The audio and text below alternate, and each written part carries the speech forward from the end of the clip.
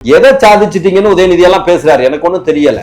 என்ன அதனால கருணாநிதி குடும்பத்தில் பிறந்தது மட்டுமே தகுதியாக நினைத்து கொண்டு இன்னைக்கு அவர் வந்துட்டு இருக்காரு. ஒரே ஆண்டுல யாராவது ஒருத்தர் உறுப்பினராகி அதே ஆண்டிலே அவர் அமைச்சராகி அதே ஆண்டிலே துணை முதல்வராக முடியுமா? நான் ஒரே ஒரு வாதத்தை வைக்கிறேன். அந்த தமிழக வெற்றி கழகத்துல 25 வயதுக்கு மேல யார் இருக்கா சொல்லுங்க. அதே போல எவ்வளவு பேர் இருக்காங்க. அதுக்கு அதே போல 74 வயசுல செங்கோட்டையனை தவிர ஒரு நபரும் கிடையாது. அந்த செங்கோட்டையனை தானே சார் சொல்லியிருக்காரு, 10ல ஒரு கட்சியா தான் இன்னைக்கு என்டிஏல அதிமுக இருக்கு, அது ஒரு கட்சியாவே இல்லைன்னு சொல்லியிருக்காரு. ஒரு கண்ணை மூடிக்கிட்டு பூனை கண்ணை மூடியது போல சொன்னா அது வேற விஷயம். அப்படி இல்லாததுனாலயா அமித்ஷா தமிழகத்தினுடைய தேசிய ஜனநாயக கூட்டணியினுடைய தலைமை அதிமுக தான், எடப்பாடியார் தான் முதலமைச்சர் கேண்டிடேட்னு சொல்லுவாரா? ஸ்டாலின் பேசுறாரு, கடை விரித்தும் கொள்வார் இல்லை.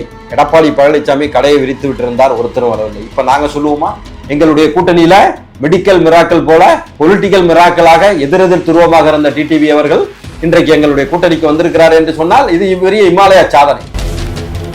உங்களுக்கு நல்லா கேள்விப்பட்டிருப்பீங்க, ஆகாஷ் பாஸ்கரன் 300 கோடி ரூபாய்க்கு வீடு கட்டிட்டு இருக்காரு கோவளத்துலன்னு சொல்றாங்க.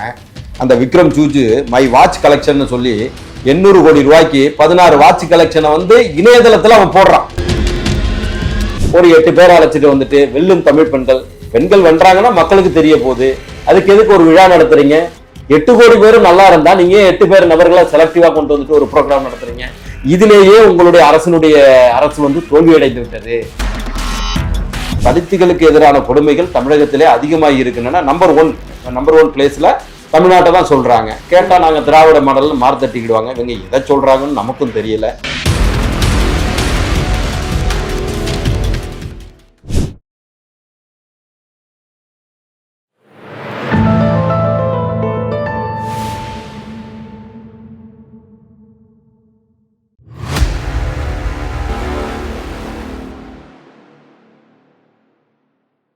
தாமரை டிவி நேயர்களுக்கு அன்பான வணக்கம். இன்று நமது நேர்காணலில் சிறப்பு விருந்தினர் அஇஅதிமுகவின் செய்தி தொடர்பாளர், உயர்நீதிமன்ற வழக்கறிஞர் காசிநாத பாரதி அவர்கள் நம்முடன் இருக்கிறார். சார் வணக்கம். சார் வணக்கம். வணக்கம். ரொம்ப வேதனையா இருக்கு, கொடுமையின் உச்சத்திற்கு ஆளும் கட்சி சென்று கொண்டிருக்கிறதா அப்படின்னு ரொம்ப வேதனையாக இன்னைக்கு எடப்பாடியார் அவர்கள் பேசியிருக்கிறாரு. 3ஆம் வகுப்பு படிக்கக்கூடிய மாணவி விஷப்பூச்சி கடித்து பள்ளியில் உயிரிழப்பு, விஷப்பாம்பு கடித்து இன்று ஒரு மாணவன் சிகிச்சை பலனின்றி உயிரிழந்திருக்கிறார். இதெல்லாம் நினைக்கும் போது தமிழகம் எந்த நிலையில் இருக்கு மருத்துவம் அப்படிங்கிறது கேள்விக்குறியான ஒரு விஷயம்னு ரொம்ப வேதனையோட தெரிவிச்சிருக்கிறார். இதை நீங்க எப்படி பாக்குறீங்க? சிறப்பாக இருக்கா? மக்களை ஏமாத்துறதுக்கு தான் கல்வியில் சிறந்த தமிழ்நாடுன்னு அவர் ஒரு இது நடத்திட்டாரு. அதை எப்படி ரோமாபுரி நகரம் பட்டியறிந்த போது பிடில் வாசித்த நீரோ மன்னனை போல அது ஒரு பக்கம் தவறுகள், அரசினுடைய தவறுகள் தினந்தோறும், அதாவது ஒரு மிகப்பெரிய 8 கோடி மக்களை நிர்வகிக்கின்ற போது ஒரு சில தவறுகள் நடக்கலாம். தவறுகளிலேயே ஒரு கவர்மெண்ட் நடக்குதுன்னு சொன்னால் அது மு.க. ஸ்டாலின் அவர்களுடைய கவர்மெண்ட் தான் சொல்ல முடியும். நேற்றைக்கு அந்த பள்ளி மாணவியினுடைய இறப்பு, இன்னைக்கு இந்த இறப்பு. பள்ளிக்கல்வித்துறை எதை நோக்கி ஒரு கல்யாண மண்டபத்தில் கொண்டு போய் இது பண்ணுறாங்களா, விழப்பூச்சி கடிக்குதான், அதற்கு உடனடியாக ட்ரீட்மெண்ட் எடுத்திருந்தால் அந்த பிரச்சனை கிடையாது. மாணவன் தானே மாணவி தானேன்னு விட்டுறது தான் அங்கே தவறு நடக்குது, இறந்து போகிறார்கள். இந்த அரசு வந்ததற்கு பிறகே பள்ளிக்கல்வித்துறை அதல பதலத்தில் சென்று விட்டது என்பது யாராலும் மறுக்க முடியாத உண்மை. எதை எடுத்தாலும் ப்ரோக்ராம் நடத்துறதும் கற்றல் கற்பித்தலை தவிர மற்ற அனைத்து வேலைகளிலும் கல்வித்துறையை சார்ந்த ஆசிரியர்கள் பயன்படுத்தப்படுகிறார்கள். அட்லீஸ்ட் அந்த தரவுகளை ஏற்றுவதற்காக இவர்கள் அந்த கம்ப்யூட்டர் ஆபரேட்டர்ஸை டெக்னிக்கல் அசிஸ்டன்ஸை போட்டாங்க. அதை கூட தமிழ்நாட்டிலிருந்து செய்யாமல் கேரளாவை சேர்ந்த கல்ட்ரான்கிற நிறுவனத்துக்கிட்ட கொடுத்து தமிழகம் முழுவதும் இன்னைக்கு 6000-7000 பேர் அவர்களுடைய தொகுப்பூதியத்தில். அப்போ இங்கே தமிழ்நாட்டில் ஆளே இல்லையா? எங்களுக்கு ஒன்றுமே புரியல. என்ன பள்ளிக்கல்வித்துறை எதை நோக்கி பயணித்து கொண்டிருக்கிறார்கள்? இந்த அரசு வந்ததற்கு பிறகு ஏறக்குறைய 234 பள்ளிகள் மூடப்பட்டிருக்கின்றன. குறிப்பாக சென்னையில் மட்டும் 19 அரசு பள்ளிகள் மூடப்பட்டிருக்கின்றன. ஏறக்குறைய 5600 பள்ளிகளில் தலைமை ஆசிரியர் பணியிடம் காலியாக இருக்கிறது. இப்போ இந்த பள்ளிக்கல்வித்துறை எதை நோக்கி பயணித்து கொண்டிருக்கிறது தெரியல. அரசு இயந்திரம் செயல்படுகிறதா செயல்படவில்லையாங்கிற ஒரு சந்தேகம் இருக்கிறது. ஓரிரு நாட்களுக்கு முன்பு கூட குரூப் 2 தேர்வு, அதாவது அது அந்த ஒரு பிற்படுத்தப்பட்ட, மிகவும் பிற்படுத்தப்பட்ட, தாழ்த்தப்பட்ட இனத்தை சேர்ந்தவர்களுக்கு அது ஒரு கனவு. ஒரு 10 ஆண்டுகள் 15 ஆண்டுகள் அவர்கள் இன்னமும் அதுல ஒரு பேட்டி கொடுக்குற ஒரு மாணவர் சொல்றாரு, நான் இதுல தேர்வு பெற்று தான் திருமணம் செஞ்சுக்கணும்னு இருந்தேன். இப்போ இதில் வந்து மண்ணள்ளி போட்டாங்களே. அப்போ ஒவ்வொரு மாணவர்களுடைய ஒவ்வொரு மாணவர் சமுதாயத்தினுடைய கனவு அது. அந்த கனவு திட்டமாகிய அந்த ஒரு தேர்வை கூட அரசு பணியாளர் தேர்வாணையங்கிறது அதுக்காக தான் இருக்குது.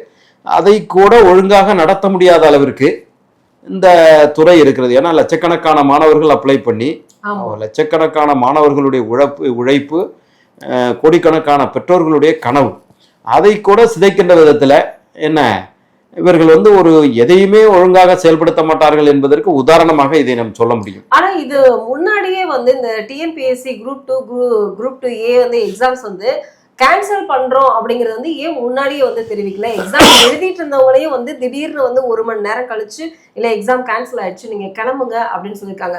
9000 மாணவர்களுக்கு 9000 தேர்வு எழுத வந்த தேர்வாளர்களுக்கு வந்து ஒரு சென்டர் போட முடியாத அளவுக்கு தமிழக அரசு ரொம்ப கீழ்நிலையில இருக்கு. இதுதான் நிர்வாக கோளாறு தான் சொல்றேன்.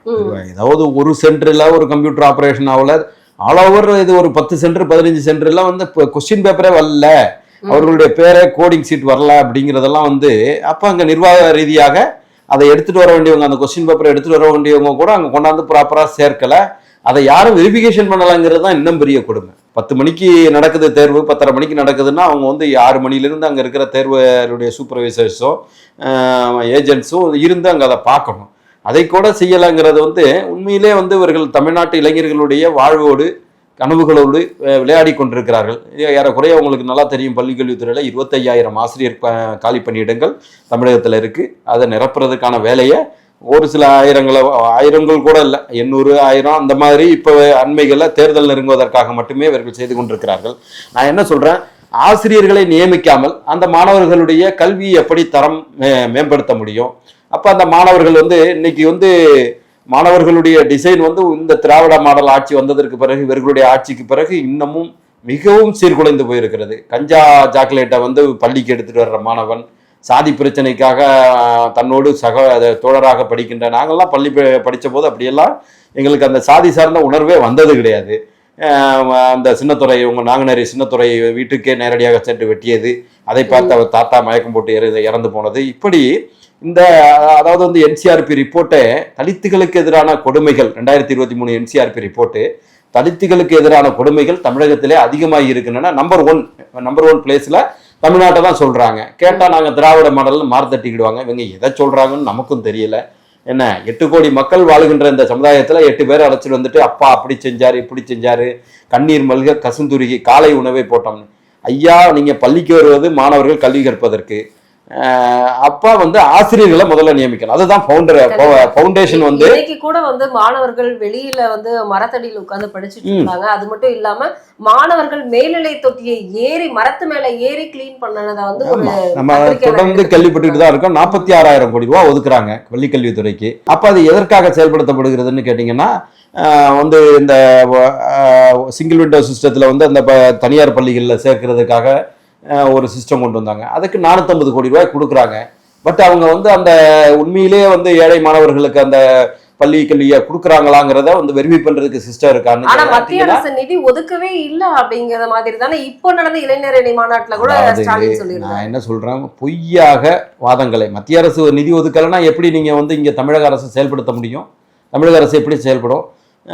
லட்சக்கணக்கான கோடி ரூபாய்கள் தமிழகத்திற்காக அவங்க செலவு செஞ்சிருக்காங்க. முத்ரா கடன் திட்டத்தின் மூலமாக பல கோடி விவசாயிகளுக்கு அவங்க 6,000 ரூபாய் தொகையை ஏற்றுவதாக இருக்கட்டும், அவங்க மத்திய அரசு செய்ய வேண்டியதை தான் செய்து கொண்டிருக்கிறார்கள். இவர்கள் வந்து மத்திய அரசோடு மோதல் போக்கை இப்போ கடைபிடித்து மத்திய அரசிற்கு ஒரு கெட்ட பெயரை உண்டு பண்ணி விடுவோம் என்று அடிப்படையில் சரி மத்திய அரசே செய்யலைன்னு வைத்துக் கொள்ளுங்கள்.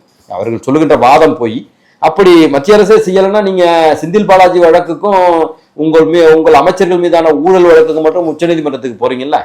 நீங்க உச்சநீதிமன்றத்தில் உங்கள்கிட்ட லீகல் பெர்டனிட்டி பெரிய லெவலில் இருக்கு, எங்கள்கிட்ட லீகல் லூமினாஸ் நிறையா இருக்காங்கன்னு மார்த்தட்டிக்கிறீங்கல்ல.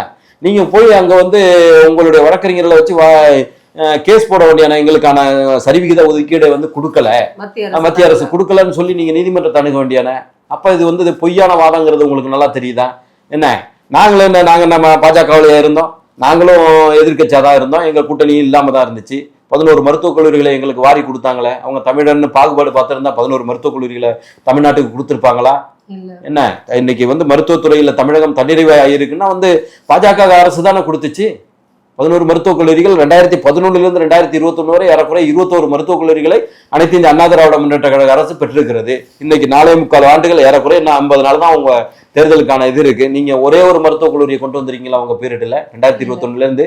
அப்ப நீங்க வக்கற்ற, அதாவது ஆடத் தெரியாதவர்கள் முற்றம் கோணல்னு சொல்லுவாங்கன்னு ஒரு பழமொழி நீங்க கேள்விப்பட்டிருப்பீங்க.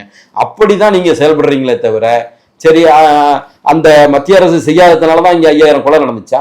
6999 போக்சோ வழக்கு வந்திருக்குன்னு உங்க அமைச்சர் சொல்றாங்கல்ல, 114 கோடி ரூபாய் இழப்பீடு கொடுத்துருக்கோம்னு சொல்றாங்களே, அதுக்கு மத்திய அரசு தான் காரணமா? தமிழ்நாட்டில் இருக்கிற நிர்வாக சீர்குலைவுகளுக்கு இந்த டிஎன்பிசி எக்ஸாம் நின்று போனிச்ச முந்தானால அதுக்கு மத்திய அரசு காரணமா? நீங்க நியாயமான காரணங்களுக்கு நீங்க அப்படி சொன்னீங்கன்னா பட்ஜெட்ல கீழடிக்கு ஒதுக்கியிருக்காங்களே, நீங்க என்ன சொல்லுவீங்க? கீழடி நாகரிகத்தை குழி தோண்டி புதைச்சிட்டாங்க, நாகரிகத்தை, தமிழர் நாகரிகத்தை மறைக்க பாக்குறாங்க. அதாவது நான் என்ன சொல்றேன், 4.25 ஆண்டுகள் நீங்க முடிச்சிட்டீங்க, இன்னும் 60 நாள் தான் இருக்கு. நீங்க ஏன் நீங்க தமிழகம் தலைமை குனியாது, நல்லாட்சி தொடர வேண்டும்னு நீங்க ஒரு வாதத்தை வைக்க வேண்டியானே? அப்ப உங்களுக்கே நல்லாட்சியே நாம் தரவில்லை என்ற கூச்சம் உங்களுக்கு இருக்கு. நீங்க ஒரு அரசு, இப்ப நாங்க நல்லாட்சியை தர போறோம்னு சொல்லலாம், ஏன்னா நாங்க எதிர்கட்சி, ரைட்டுங்களா? நல்லாட்சியை தருவதற்காக நாங்க வர்றோம்னு சொல்லலாம். நீங்க தமிழகம், அதாவது நல்ல மைனூட்டா ஆட்சியிலே இருந்து கொண்டு நீங்கள் இதுவரை செய்த ஆட்சி நல்லாட்சியாக இருந்தால் இந்த மு.க. ஸ்டாலின் அவர்களுடைய நல்லாட்சி தொடர்வதற்காக வாக்களியுங்கள்னு வாதத்தை வைக்க வேண்டியன. அப்போ உங்களுக்கே கூச்சமாக இருக்குது, தமிழ்நாட்டு மக்கள்கிட்ட நல்லாட்சி செய்யல. அப்ப இதை திசை திருப்புவதற்காக நீங்க என்ன சொல்ல வர்றீங்கன்னா, தமிழினத்திற்கு துரோகம் செய்கிறார்கள். நீங்க யாரோட உட்காந்துக்கிட்டு பேசுறீங்க? உங்களுக்கு பக்கத்துல 1.5 லட்சம் தமிழர்களை கொன்று குவித்த காங்கிரஸ் பேர் இயக்கத்தை பக்கத்துல வச்சுக்கிட்டு, அதை விட பெரிய துரோகம் இருக்கு தமிழினத்திற்கு. நீங்க தமிழின தலைவர்னு நீங்க வேற மார்த்தட்டிக்கிடுவீங்க. அடுத்து அதே இந்தியா கூட்டணியில இருக்கிற டி.கே. சிவகுமார், கர்நாடகத்துல இருக்கிற டி.கே. சிவகுமார் தான் சொல்றாரு ஒரு சொட்டு தண்ணீரை தரமாட்டோம்னு. இங்க நீங்க வைக்கின்ற வாதமே தவறான வாதமா இருக்கு. இந்த வாதத்தை எல்லாம் நாங்க தான் வைக்கணும். துரோகம் செய்கிறவர்களோடு கூட்டணி வைத்துக் கொண்டிருக்கிறார்கள் யார் சொல்லணும்? நாங்க தான் உங்களை பார்த்து சொல்லணும். ஆனா நீங்க எங்களை பார்த்து சொல்றீங்க, எந்த அடிப்படையிலன்னு எங்களுக்கு தெரியல. தமிழகத்தை சேர்ந்த 5-6 நபர்களுக்கு கவர்னர் பதவி கொடுத்தது, ஆளுநர் பதவியை கொடுத்தது பாஜக. இன்றைக்கும் தமிழகத்தை சேர்ந்தவரை துணை குடியரசுத் தலைவராக ஆக்கி அழகு பார்ப்பது பாஜக. இந்த பாஜக வந்ததற்கு பிறகுதான் தமிழகத்தில் இருக்கிற விவசாயிகளுக்கான நலத்திட்டங்கள் நேரடியாக வந்தடைகின்றன. இல்லைன்னா உங்களுக்கு கொடுத்து நீங்க அதுல பல ஆயிரம் கோடி ஆட்டையை போட்டு செந்தில் பாலாஜி மாதிரி இன்னொரு அமைச்சர் போய் சிறையில் உட்கார்ந்துகிட்டு அமைச்சரா இருப்பாரு. அதற்கான வாய்ப்பை கொடுக்காமல் நேரடியாக விவசாயிகளுக்கு சென்று சேர்வதற்கான திட்டங்களை, அற்புதமான திட்டங்களை எல்லாம் அதை கூட ஒழுங்காக பெற்றுத்தர முடியாமல் அதுல மோசடி நடந்து கடலூர் மாவட்டத்துல 28 லட்சம் ரூபாய், தமிழகம் முழுவதும் பல கோடி ரூபாய்க்கு ஊழல் நடந்தது தமிழ்நாட்டு மக்கள் பார்த்துக்கிட்டு தான் இருக்காங்க. அந்த விவசாயிகள் அதை வேதனையோடு தான் பார்த்துக்கிட்டு இருக்காங்க. மத்திய அரசு கொடுக்குது, அதை ஒரு டேட்டா சென்டர் வச்சு வாங்கி கொடுக்கறது கூட வக்கு இல்லாத அரசாக இந்த அரசு, தமிழ்நாடு அரசு இருக்கேன்னு சொல்லி தமிழ்நாட்டு விவசாயிகள் உங்க மேல இது பண்ணிக்கிட்டு தான் இருக்கிறாங்க. ஏங்க, அதாவது அந்த பயிர், அதாவது ஒரு விவசாயத்தை மட்டுமே நம்பி ஒருவன் வாழ்க்கையை நடத்துவது என்பதே ஒரு குதிரை கொம்புன்னு சொல்லுவாங்களா, அந்த மாதிரி விஷயம். அப்படி விளைவிக்கின்றதையாவது நீங்க நெல் கொள்முதல் நிலையங்களை ஒழுங்கா வச்சிருக்கீங்களா? சாக்கு மூட்டைகள் வராம பல கோடி ரூபாய்க்கான நெல்மணிகள் முளைத்து போய், அப்ப இதுக்கெல்லாம் மத்திய அரசு காரணமா? அதாவது நீங்க அதுதான், நீங்க ஒழுங்கான ஆட்சியை நடத்த நீங்க தயாராக இல்லை. நீங்கள் தமிழ்நாட்டு மக்களை 505 வாக்குறுதிகளை கொடுத்து ஏமாத்தி விட்டீங்க. இதை மாற்றுவதற்காக தமிழர்களை வஞ்சிக்கிறார்கள். தமிழர்களை நீங்க வஞ்சிக்கலையா? இந்த துப்புரவு பணியாளர்கள் யாரு? சமவேளைக்கு சமூதியம் கேட்கின்ற ஆசிரியர்கள் யாரு? தொகுப்புதிய ஆசிரியர்கள் எங்களை பர்மனன்ட் பண்ணுங்கன்னு சொல்றாங்களா, அவங்க யாரு? இந்த செவிலியர்கள் யாரு? இந்த சத்துணவு பணியாளர்கள் யாரு? இந்த அங்கன்வாடி பணியாளர்கள் யாரு? இந்த ஊராட்சி செயலாளர்கள் யாரு? இவங்கெல்லாம் தமிழ்நாட்டுக்காரங்க தானே. இந்த தமிழர்களை யார் வஞ்சிக்கிறா? மு.க. ஸ்டாலின் தான் வஞ்சிச்சு கொண்டிருக்கிறார்.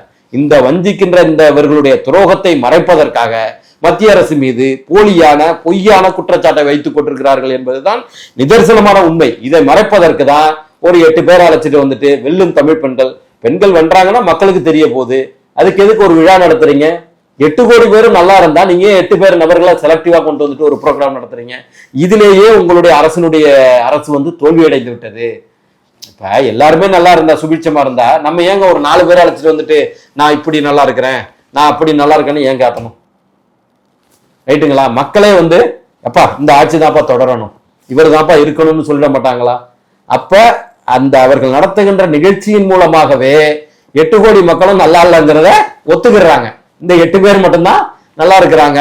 அதாவது இது என்னன்னா, இந்த பெண் நிறுவனம், இந்த ஸ்டாலின் அவர்களுடைய மருமகன் சபரீசனுடைய பெண் நிறுவனம் தமிழகத்தில் இருக்கிற அத்தனை காட்சி ஊடகங்களையும் வளைத்து தமிழ்நாட்டில் நடக்கின்ற தவறுகளை என்ன கிட்னி திருட்டிலேருந்து ஆரம்பித்து ஒரு பழனியாண்டி சென்ற வாரம் பார்த்துருப்பீங்க, ஒரு பத்திரிகையாளர் தன்னுடைய வேலையை தன்னுடைய கடமையைன்னு கூட சொல்லலாம், தன்னுடைய கடமையை செய்வதற்காக சொல்லுகிறார். அதை யாரோ அவருடைய அடிப்பொடிகள் நேரடியாக நின்று அடித்தாலும் கூட சரி, ஒரு சட்டமன்ற உறுப்பினரே நேரடியாக ஒரு பத்திரிகையாளரை தாக்குகிறார்.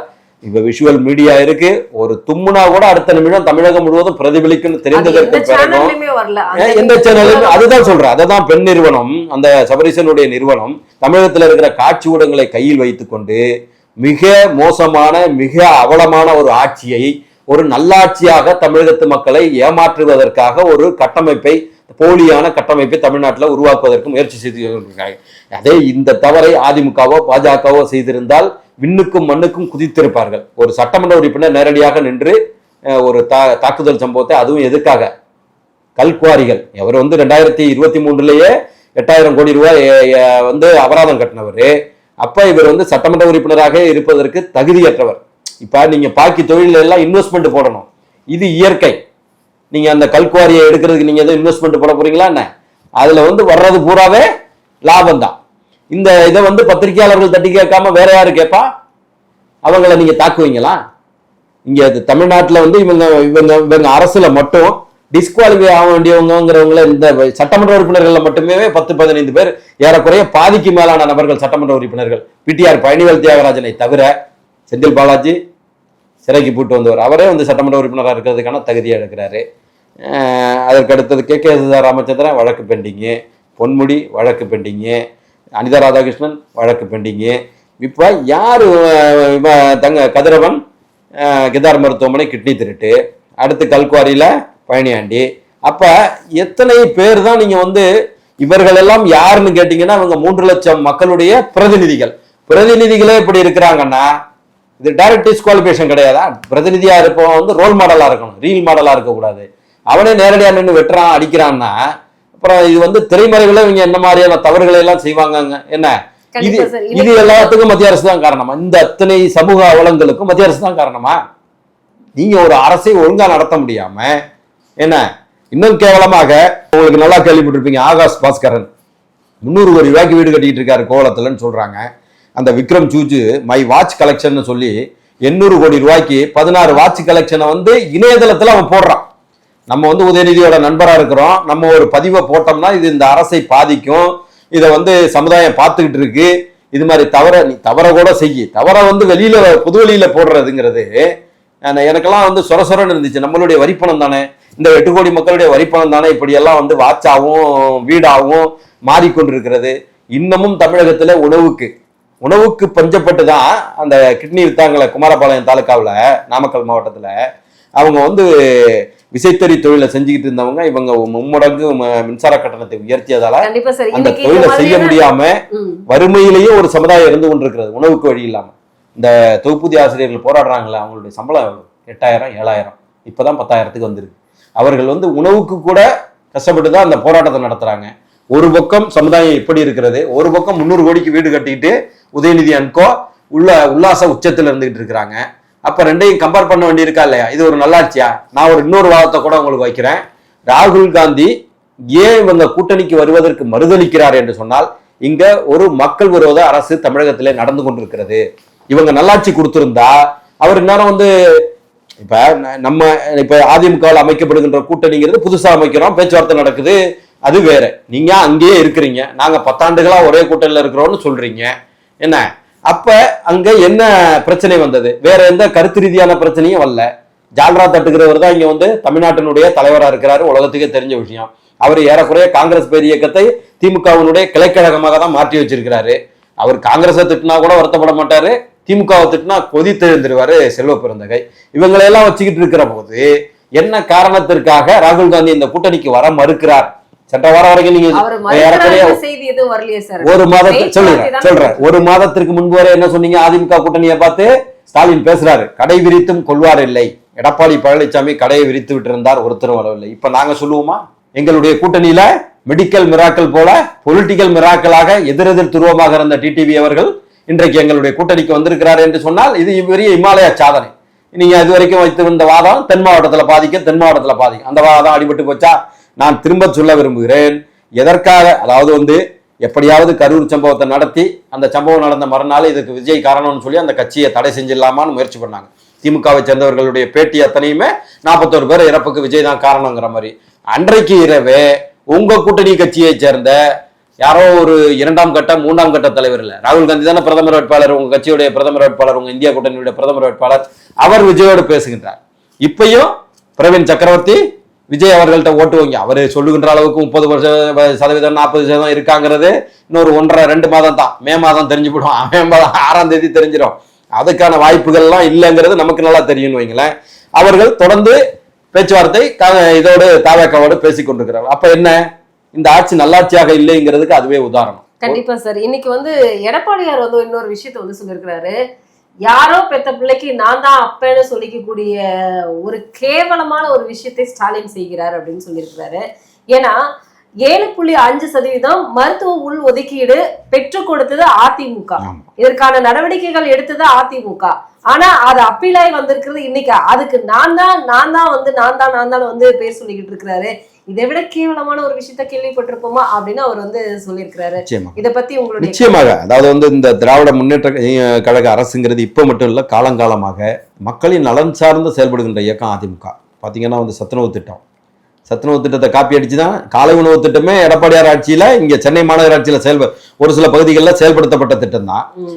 அதை காப்பி அடிக்கலையா? அம்மா உணவகம் அற்புதமான திட்டம். உலக அளவில் வந்து அர்கான்சஸ் மாநிலத்திலேருந்து வந்து பார்த்துட்டு போனாங்க. அன்னபூரணின்னு சொல்லி கர்நாடகாவிலையும், அண்ணா உணவு திட்டம்னு சொல்லி ஆந்திராவிலையும் உண்மையாக நேச்சுரலாக நடந்துச்சு. இவர் காலை உணவு திட்டத்தை இவர் தான் கண்டுபிடிச்சாராம். ஆல்பர்ட் ஐன்ஸ்டீன் போல, தாமஸ் ஆல்வா எடிசன் மின்சாரத்தை கண்டுபிடித்தது போல இவர் தான் கண்டுபிடிச்சதாகவும், இதே உலக நாடுகள்லாம் பார்த்து வியந்து கொண்டிருக்கின்றன அப்படி இப்படின்னு பொய். என்ன, அந்த உணவுக்காக தான் அந்த தூய்மை பணியாளர்கள் போராடுறாங்க. அவங்களுக்கு வந்து அதற்கான ஊதியத்தை கொடுக்க தயாரா இல்லை, நான் உணவை கொடுக்குறேன் என்ன அப்படின்னு சொல்லி, அதாவது பொய்யான திட்டம். அத்திக்கடவு அவிநாசி திட்டம் 4000 கோடியில் யார் கொண்டு வந்தது? எடப்பாடியார் பேரில் வந்தது. எடப்பாடியார் அவர்கள் 90-95% வேலைகளை முடித்துவிட்டு சென்றதற்கு பிறகு அதை ஸ்டிக்கர் ஒட்டி திறந்தது மட்டும்தான் வேலை. இந்த அரசு ஸ்டிக்கர் மாடல் அரசா தான் இருக்க தவிர தன்னிச்சையாக கொண்டு வந்தது எதுவுமே கிடையாது. அப்படி இருந்தா அவங்க ஏன் இவ்வளவு வந்து பொய்யாக மாயையாக ஒரு ப்ரோக்ராம ஒரு இடத்துலயும் நடத்திட்டு வரணும்? உதயநிதி சொன்னாரு இப்போ இளைஞரணி மாநாட்டுல, மோடி அவர்களுடைய காலை பார்த்து நடக்காதீங்க, மேல பார்த்து நடங்க அப்படின்னு சொல்லி சொன்னாரு. உதயசூரியன் வந்து மறைந்து விட்டது, மோடி அவர்கள் வந்தால் உதயசூரியன் மறைந்து விட்டது அப்படின்னு சொல்லிட்டு எடப்பாடியார் அவர்கள் அந்த மோடி அவர்களுடைய மாநாட்டுல பேசியிருந்தார்.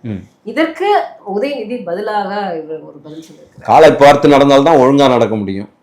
என்ன, இவர்களை போல ஆகாயத்திலே மிதக்கின்ற அளவிற்கான பொருளாதாரம் எங்கள்கிட்ட எல்லாம் கிடையாது. அது எதில் மிதக்கிறாங்கங்கிறது அவங்களுடைய மாவட்ட செயலாளர், தென்சென்னை தெற்கு மாவட்ட செயலாளர், அயலக பிரிவு மாவட்ட செயலாளருக்கு என்னங்கிறது தெரியும். இதெல்லாம் வாதமானு கேட்குறேன். இப்போ எங்களால் 7.5% இடஒதுக்கீடு, அந்த நீட்டை கொண்டு வந்தது யாரு? நீங்கள். காங்கிரஸ் பெரியக்கம் இருந்தபோது தான், உங்கள் அரசு ஐக்கிய முற்போக்கு கூட்டணி அரசு இருந்தபோது தான் அதை படித்தது, பாராளுமன்றத்தில் படித்தது என்பது திமுகவினுடைய அன்றைய அமைச்சர் காந்தி செல்வன் தான் படிக்கிறார். நீட்டு இதை வந்து கொண்டு வந்தது. அதற்கு விடிமோட்சமாக நாங்கள் 7.5% உண்மையிலேயே அற்புதமான திட்டம். எடப்பாடியார் கொண்டு வந்த, கவர்னர் கையெழுத்து போடலனாலும் அதை சட்டமாக ஆக்கி அரசு இதில் கொண்டு வந்தது. எங்களால் ஒரு, அதாவது வந்து இவங்களோட வந்து ஈக்குவலா அதுவும் கவர்மெண்ட் இதுவும் கவர்மெண்ட் நம்ம பேச வேண்டியது. அந்த 4.5 ஆண்டுகள்ல ஏறக்குறைய 2.5 ஆண்டுகள் கொரோனா பேரிடர்ல சிக்கி தவித்த காலம். வரி வருவாய் கிடையாது. வரி வருவாயே இல்லாத போது கூட 22 லட்சம் மக்களுக்கு அம்மா உணவுகள் மூலமாக விலையில்லாமல் உணவுகளையும், அந்த 7.5% இடஒதுக்கீட்டின் மூலமாக இன்னைக்கு வரை 6444 பேர் படிச்சிருக்கிறாங்க. 22,000 ஏரிகளை தூர்வாரி இருக்கிறோம். 11 மருத்துவக் கல்லூரிகளை ஒரே ஆண்டிலே 11 மருத்துவக் கல்லூரி, 5 ஆண்டுகள் கூட சொல்லுங்க, ஒரே ஆண்டிலே 11 மருத்துவக் கல்லூரிகளை கொண்டு வந்திருக்கோம்.